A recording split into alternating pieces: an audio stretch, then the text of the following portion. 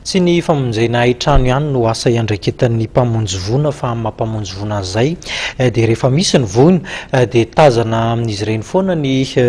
sampandrara mpamonjy vona isany amin'izany ohatra ny famonjena ain'olona nisy ny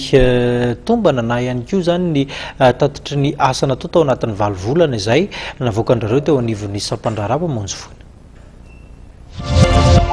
Fivoahana miisa 27 amin'ny asa-pamonjena no notanterahany sampana mpamonjy vona tao anatin'ny 7 volana, izany hoe nanomboka ny volana janoary hatramin'ny volana aogositra 17 teo ka ny 20% dia famonjena trano, fiara, izany hoe ny 770 no resaka firetana ary ny 530% famonjena ain'olona izay nahitana tranga miisa 430 ary fivoahana miisa 730 no resaka fisorohana ny trano na tamboho na loza mety tao mety tranga eny amin'ny fiarahamonina eny.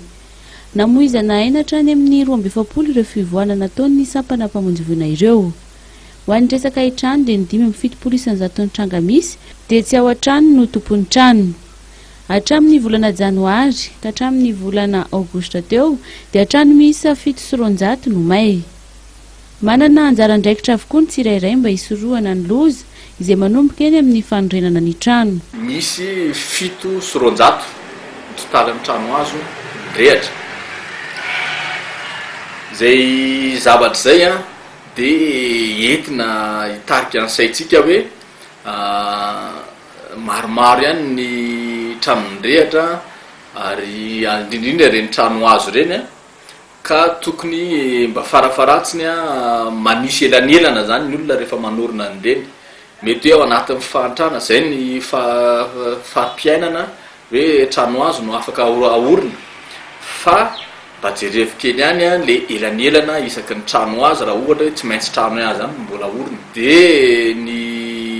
fenitra tokony ohatran'izany zany mba farafaratsiny arahana dia misy ihany koa ny manorina trano biriky ao anatin'ny trano azo dia lasa mirehatra le trano biriky na trano biriky any indreny ary mahazo varavarakely, mahazo tafo le any satria mile mijoalajoala ny afin'ny trano azo